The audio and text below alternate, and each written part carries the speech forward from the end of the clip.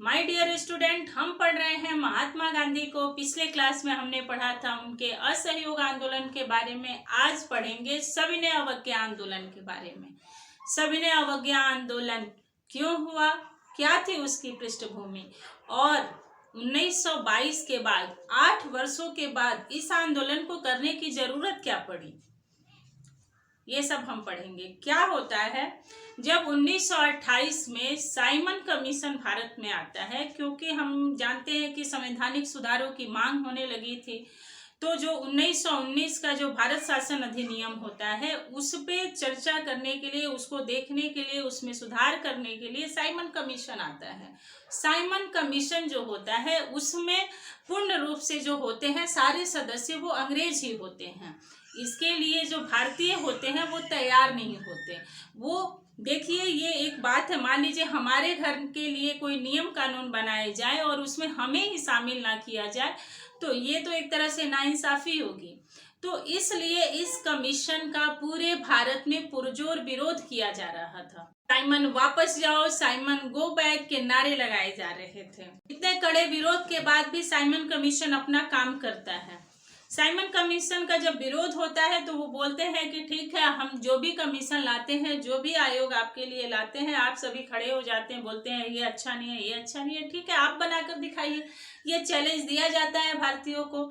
तो मोतीलाल नेहरू की अध्यक्षता में 8 लोगों की टीम गठित की जाती है और एक नेहरू रिपोर्ट तैयार की जाती है, जिसे वर्तमान समय के संविधान में भी उसमें लिखी गई बातों को रखा गया है। लेकिन इस पे सर्वसम्मति नहीं बन पाती है, जिसके कारण ये ऐतिहासिक मौका जो होता है वो भारतीय गंवा देते हैं और साइमन कमीशन अपने हिसाब से अपना काम करने लगती है।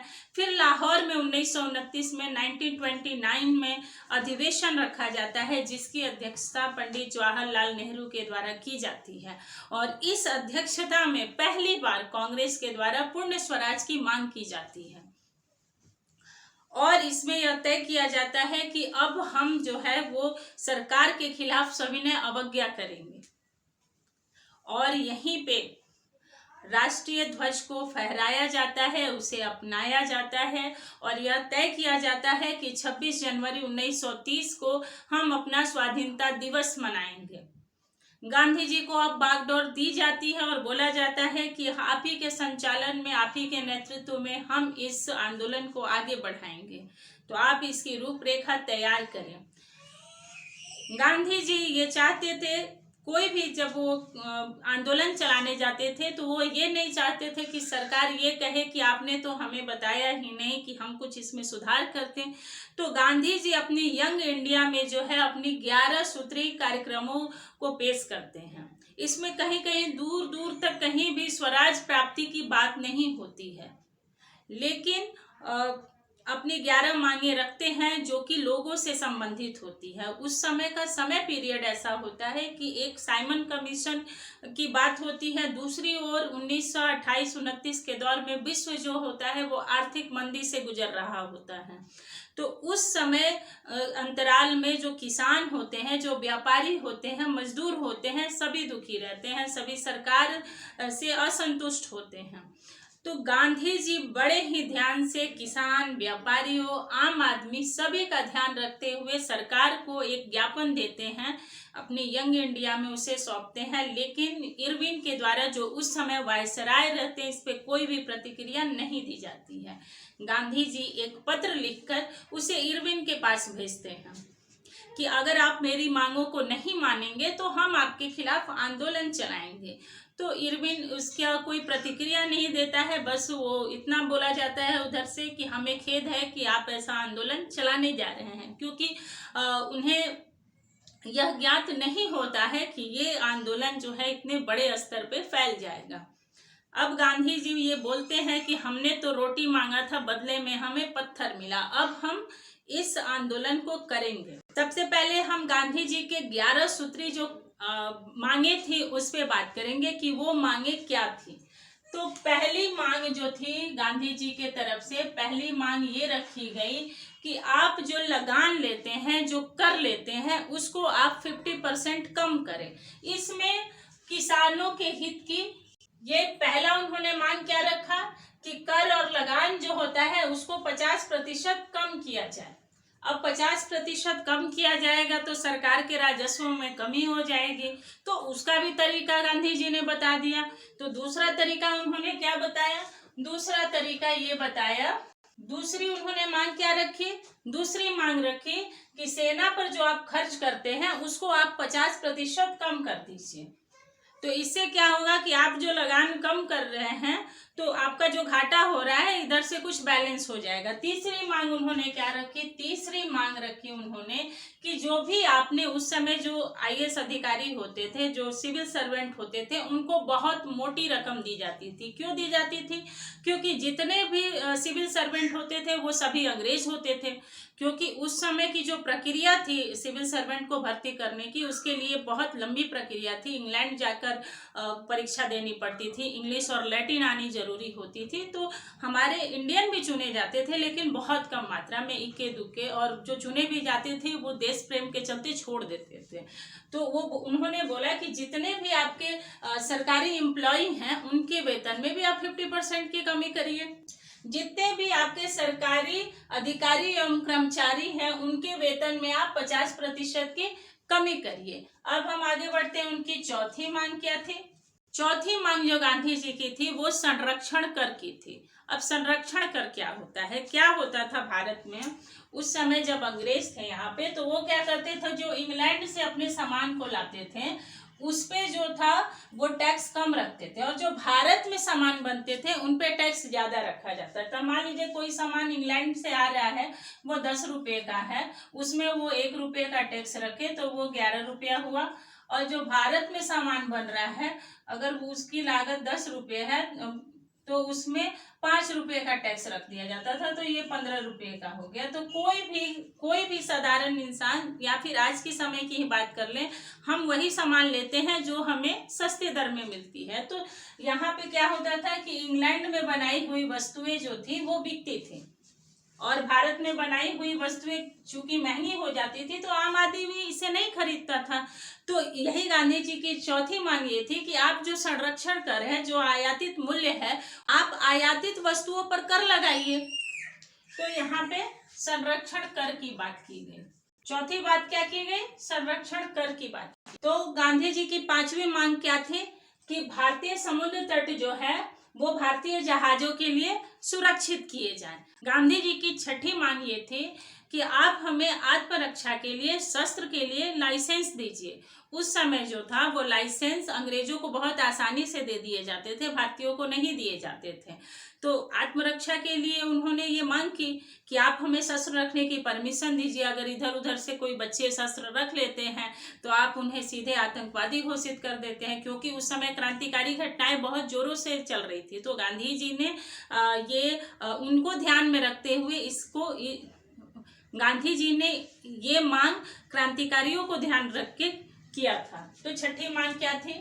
तो गांधी जी की छठवीं मांग थी कि आत्मरक्षा के लिए आप शस्त्र रखने का लाइसेंस दे दें। हम भी लाइसेंस के तहत अपनी आत्मरक्षा के लिए शस्त्र रखेंगे।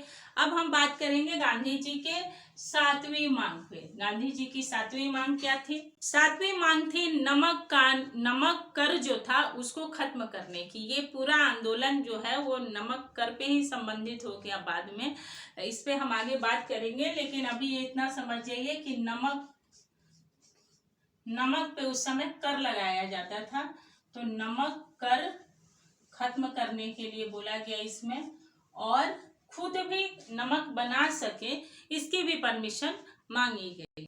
आठवीं मांग जो थी वो नशीले पदार्थों पर, गांधी जी की आठवीं मांग जो थी वो नशीले पदार्थों को बैन करने और उस पर पूर्णतः रोक लगाने पर थी। सरकार को सबसे ज्यादा राजस्व मादक और नशीली पदार्थों से प्राप्त होती है। अभी हाल की बात करें तो कोरोना में स्कूल, कॉलेज, व्यापारिक प्रतिष्ठान सब कुछ बंद कर दिया गया, लेकिन शराब की दुकानें, उनके ठेके खोल दिए गए।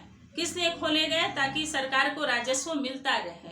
ये अजीब सी बात है, बड़ी विडंबना वाली बात है कि सरकार पहले शराब पिलाती है लोगों से और उससे जो उसको राजस्व मिलता है उसके लिए वो बोलता है कि ठीक है, हमें जो पैसा मिलेगा इसके लिए हम आपके बच्चों के लिए स्कूल खुलवाएंगे, आपके लिए अच्छी सड़कें बनवाएंगे, आपके लिए हॉस्पिटल बनवाएंगे। आप पहले दूसरों को बीमार करें और फिर उसी पैसे से आप उन्हें सुविधाएं दें।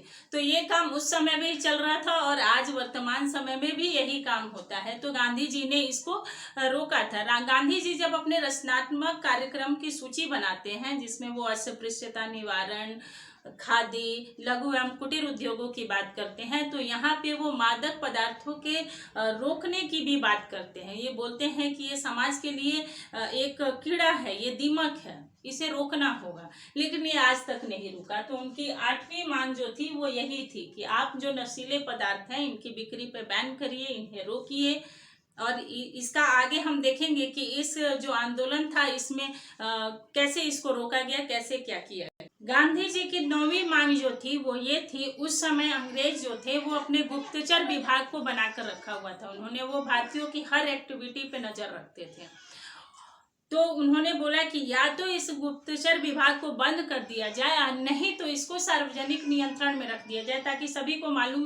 गांधी जी की 10वीं मांग क्या थी? गांधी जी की 10वीं मांग थी रुपये का विनिमय दर जो था उसको उनकी मांग थी कि 1 शिलिंग जो है वो 4 पैसे के बराबर किए जाए, जैसे कि अभी हम देखते हैं। तो गांधी जी की 10वीं मांग ये थी कि जो रुपये का विनिमय दर है वो 1 शिलिंग जो है उसको 4 पैसे के बराबर किया जाए। इसे आप ऐसे समझ सकते हैं जैसे आज के समय में $1 जो है वो लगभग भारतीय 70 रुपये के बराबर होता है। तो उसी प्रकार उस समय भी था।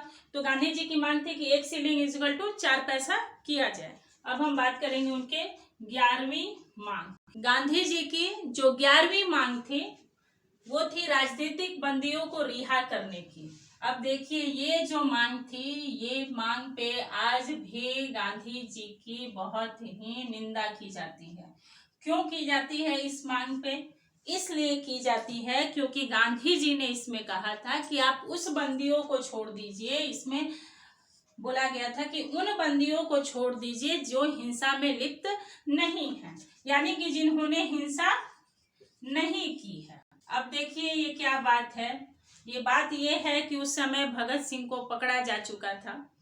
तो इसमें एक अगर लोगों का ये कहना है या फिर जो इतिहासकार है उनका ये कहना है कि अगर गांधी जी ये 11 मांगों की जगह एक 12 मांग ये भी रख देते कि आप भगत सिंह जैसे जो युवा क्रांतिकारी हैं उन्होंने किसी का मर्डर तो किया नहीं, क्योंकि भगत सिंह क्या कर रहे थे? जो सरकार बहरी हो गई थी, जिसे सुनाई नहीं दे रहा था, उसको सुनने के लिए उन्होंने बम फोड़ा था, किसी की जान तो ली नहीं थी। तो 12वीं मांग वो ये भी रख सकते थे कि आप भगत सिंह जैसे युवाओं को छोड़ दीजिए। एक लाइन इसमें ये भी तो डाला जा सकता था, या फिर ये नहीं डाला जाता। तो इस बात पे गांधी जी की बहुत आलोचना की जाती है। हम देखेंगे कि कैसे आगे चल के जब गांधी इरविन समझौता होता है वहां पे भी ये बात सामने नहीं आती है। हालांकि गांधी जी ने अपनी तरफ से कोशिश की थी, वो बोलते हैं, लेकिन अंग्रेज जो होते हैं वो ये स्पष्ट रहते हैं कि नहीं, हम भगत सिंह को फांसी देंगे। क्यों देंगे? क्योंकि वो नहीं चाहते थे कि फिर से भारतीय क्रांतिकारी उठे, उनमें अलग जगह स्वतंत्रता के लिए। वो उन्हें सजा देकर लोगों की जो इच्छा शक्ति थी, लोगों की जो क्रांतिकारी भावना जो उठ रही थी, उसे वो दबाना चाहते थे। लेकिन ठीक है, कुछ भी होता, लेकिन अगर गांधी जी उसमें ये मांग रख देते तो अच्छा होता। लेकिन जो हुआ सो हुआ। अब हम आगे बात करते हैं। तो ये रही गांधी जी की 11 सूत्री मांगों की लिस्ट।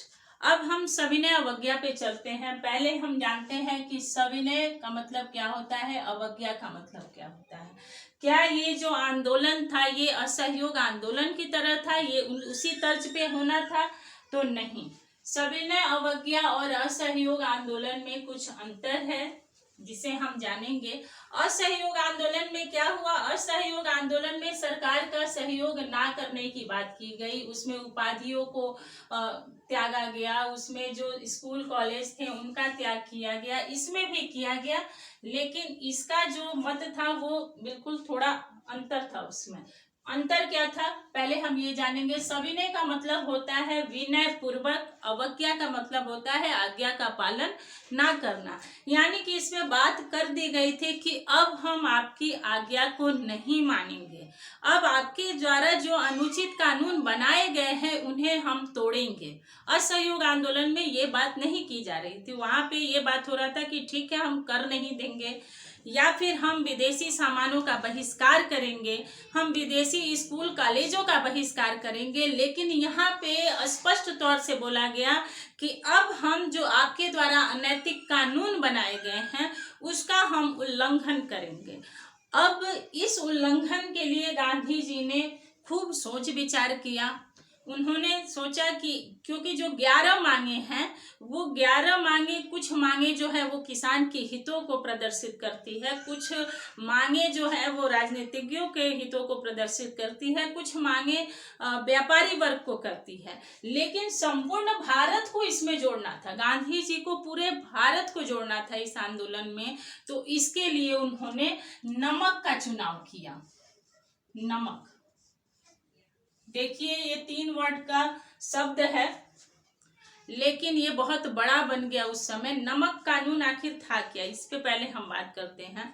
उस समय क्या था कि इरविन से पहले जो वायसराय थे, नमक कर पहले से ही लगाया गया था, लेकिन इरविन से पहले जो वायसराय थे उन्होंने नमक कर को जो था वो दुगुना कर दिया था। और भारत में जो सौंधी मिट्टी, लोनी मिट्टी से जो नमक बनाए जाते थे उस पर भी बैन लगा दिया गया था। ये बोल दिया गया था कि आप नमक सिर्फ सरकारी डिपो से ही खरीदेंगे, जबकि समुद्र किनारे रहने वाले लोग जो थे वो नमक खुद भी बना सकते थे, लेकिन इसे बैन कर दिया गया था कि नहीं। और किसी के पास अगर लोनी मिट्टी मिल भी जाती थी तो उसे कैद कर लिया जाता था।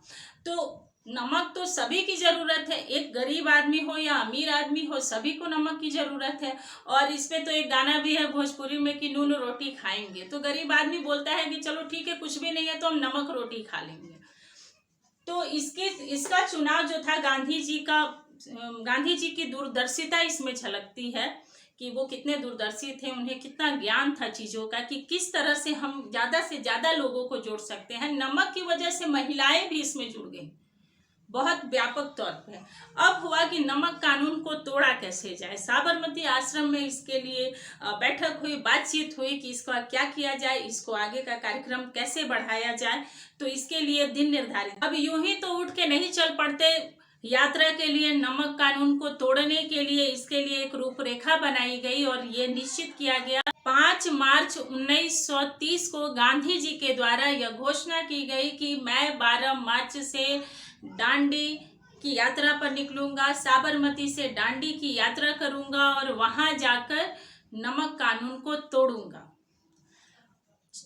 गांधी जी ने सरदार वल्लभ भाई पटेल को बोला कि आप पहले जाइए, जिस रास्ते से मैं होकर जाऊंगा उस रास्ते में पड़ने वाले गांव के लोगों को यह बताइए कि इस रास्ते से कारवां आने वाला है, और ताकि लोग इससे जुड़ सकें। वल्लभ भाई पटेल जाते हैं और उनको 6 मार्च को गिरफ्तार कर लिया जाता है और उन्हें 3 महीने की जेल दे दी जाती है। लेकिन यहाँ पे तैयारी पूरी रहती है, सब कुछ स्पष्ट कर लिया गया रहता है कि हम 12 मार्च से चलेंगे, 5 अप्रैल को वहाँ पहुँचेंगे और 6 अप्रैल को सुबह में नमक उठाकर नमक कानून को तोड़ेंगे। तो ये डांडी को ही क्यों चुना गया, क्योंकि गुजरात में और भी जगह थे वहां भी चुना जा सकता था। तो डांडी का सुझाव जो था वो वल्लभ भाई पटेल ने दिया था गांधी जी को, इसलिए दिया था कि जो डांडी का जो रास्ता था वो बड़ा दुर्गम था, वो कठिन रास्ता था थोड़ा सा। तो चूंकि जनमानस में ये चेतना भरने के लिए कि देखिए गांधी जी और लोग जो है इतने दुर्गम रास्ते पर चलकर जो है वो नमक कानून को तोड़ रहे हैं, तो डांडी का चुनाव इसलिए किया गया था। तो हम ये बोलेंगे कि डांडी मार्च कब से शुरू हुआ, डांडी यात्रा जो है। और गांधी जी के साथ कितने लोग आए, गांधी जी के साथ 78 लोग थे। गांधी जी उसमें सबसे वृद्ध व्यक्ति थे। गांधी जी उस समय 61 वर्ष के 61 ईयर्स के थे। 12 मार्च से शुरू की गई। पहुंचना कब था वहां, 5 अप्रैल को पहुंचना था। डांडी यात्रा शुरू की गई 12 मार्च को, पहुंचना था 5 अप्रैल को। और नमक कानून किस दिन तोड़ना था वो भी दिन निश्चित पहले ही कर लिया गया था, वो आपको तोड़ना था 6 अप्रैल। गांधी जी के साथ कितने लोग थे? 78। गांधी जी 12 मार्च की सुबह उठते हैं और एक बहुत ही लंबा चौड़ा भाषण देते हैं लोगों में जोश भरने के लिए। वहां लगभग 75,000 से ज्यादा लोग इकट्ठा हो जाते हैं गांधी जी को सुनने के लिए। लेकिन गांधी जी जो अपने साथ जो ये 78 स्वयं सेवक लेके चलते हैं, उन्हें यह पहले प्रतिज्ञा कराई जाती है कि देखिए, ये जो रास्ते पे हम चलेंगे इसमें सामने वाला हम पे हिंसात्मक प्रहार करेगा, लेकिन हमें उसका जवाब नहीं देना है, हमें चलते जाना है। ये पहला मामला था जब गांधी जी अंतर्राष्ट्रीय पटल पर छा गए। क्यों छा गए? क्योंकि यूरोप और अमेरिका की मीडिया ने इसका पूरा कवरेज किया। गांधी जी के साथ चलने वाले 78 लोगों में एक वेब मिलर नाम का पत्रकार भी था, जो अमेरिकी पत्रकार था। उसने अपना आंखों देखा वृत्तांत जो है वहां पे छापा। लेकिन जब गांधी जी यात्रा शुरू करने जा रहे थे तो उस समय की प्रसिद्ध पत्रिका जो आज भी चलती है, टाइम्स, ने गांधी जी का पहले मजाक उड़ाया। उसमें यह लिखा गया, सांकेतिक रूप से लिखा गया कि गांधी जी पहले दिन ही थक कर चूर हो गए और ये यात्रा ऐसी चली। लेकिन उन्हें भी नहीं मालूम था कि ये जो बूढ़ा व्यक्ति है, जो इसमें सबसे वृद्ध है, वो एक सफेद नदी की तरह सबको लेकर, और गांधी जी उस यात्रा में सबसे तेज चल रहे थे, लोग उनके पीछे पीछे चल रहे थे। गांधी जी अंतर्राष्ट्रीय पटल पर छा गए। गांधी जी यहाँ से राष्ट्रीय नेता नहीं, अंतर्राष्ट्रीय नेता बने। अब गांधी जी की यात्रा यहाँ से शुरू हो चुकी है। गांधी जी निकलते हैं, जाते हैं, जहां भी वो रुकते हैं, जहां भी उनका पड़ाव होता है, अगले दिन वहां गांधी जी सभी को संबोधित करते हैं। और सभी को मालूम होता है कि गांधी जी इस रास्ते से होकर गुजरने वाले हैं, तो गांव वाले जो है पहले ही वहां रास्ते की पूरी सफाई कर देते हैं। वहां फूल बिछा दिया जाता है। हजारों की तादाद में जो भीड़ है वो रोड किनारे खड़ी हो जाती है और गांधी जी के समर्थन में नारे लगाए जाते हैं। उन स्वयं सेवकों के समर्थन में नारे लगाए जाते हैं। वो दृश्य जो था वो मीडिया ने पूरा कवरेज किया और लिखा कि ऐसा लगता था जैसे कि एक नदी चल रही हो। क्योंकि गांधी जी जो थे उसमें उन्होंने बोला था कि महिलाएं, बच्चे, बूढ़े जो है वो नहीं आएंगे, क्योंकि वो इतनी लंबी यात्रा नहीं कर सकते हैं। लेकिन एक कमला देवी थी, एक लेडी थी, उन्होंने गांधी जी को सुझाया कि देखिए, अगर आप ऐसा बोलेंगे तो महिलाएं अपने आप को कमजोर समझेंगी, ठीक है, वो जहां तक चलना चाहे वहीं तक चलने की इजाजत दे दी जाए। तो कमला देवी का सुझाव गांधी जी को पसंद आता है और वो बोलते हैं कि ठीक है, जो जहां तक चलना चाहे वहां तक चल सकता है। तो इस यात्रा में मान लीजिए इस गांव से उस गांव तक जा रहे हैं, तो गांधी जी जहां से चलते थे वहां से दूसरे पड़ाव तक जो था, उस गांव के सभी लोग उनके साथ चलते थे। भले ही वहां से कुछ लोग वापस आ जाते थे, लेकिन फिर उस अगले पड़ाव से आगे और लोग उनके साथ जुड़ जाते थे। इस यात्रा का वर्णन कुछ लोगों ने कृष्ण के मथुरा जाने से की है कि कैसे जब कृष्ण मथुरा जाते हैं तो उनके साथ भीड़ चल पड़ती है। सुभाष चंद्र बोस ने इसकी तुलना जो है वो नेपोलियन के पेरिस मार्च से किया है, मुसोलिनी के रोम यात्रा से की है। इसके अलावा क्या होता था कि जब जो उनके साथ चलने वाले लोग थे वो थक जाते थे, तो गांधी जी उनसे बोलते थे कि चलिए हम एक भजन गाते हैं, रघुपति राघव और राजा राम। और जब ये भजन गाया जाता था तो सब में फिर से जोश आ जाता था। लेकिन यहाँ एक क्वेश्चन पूछा जाता है कि गांधी जी का सर्वाधिक प्रिय भजन कौन सा था? तो वो था उनका वैष्णव जन।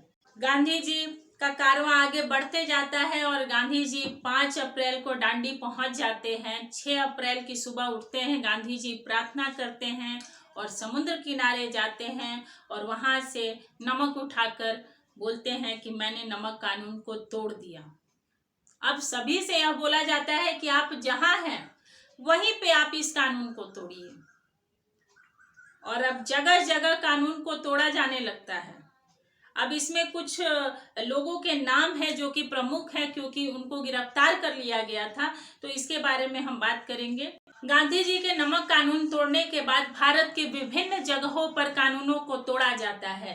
तमिलनाडु में सी राजगोपालाचारी के द्वारा केरल में भी तोड़ा जाता है। इसके अलावा उड़ीसा में गोपबंधु जी के द्वारा नमक कानून को तोड़ा जाता है। उत्तर प्रदेश में जवाहरलाल नेहरू और उनकी पत्नी के नेतृत्व में सोंधी मिट्टी से नमक बनाया जाता है, वहाँ जो डिपो है वहाँ धरना दिया जाता है। बिहार में चौकीदारी टैक्स आंदोलन किया जाता है। ये आंदोलन इसलिए किया गया क्योंकि वहाँ पे सरकार के द्वारा हर गांव में एक चौकीदार रख दिया जाता था और उसका जो टैक्स, उसके लिए एक टैक्स लिया जाता था। तो डॉक्टर राजेंद्र प्रसाद जी के नेतृत्व में वहाँ पे ये चलाया जाता है। इसके अलावा असम में कनिंघम सेक्युलर जो होता है उसको तोड़ा जाता है। अब कनिंघम सेक्युलर क्या है, वहाँ पे छात्रों और अभिभावकों को अपने साथ अपने सद्व्यवहार का एक प्रमाण पत्र रखना होता था, उसे तोड़ा जाता है।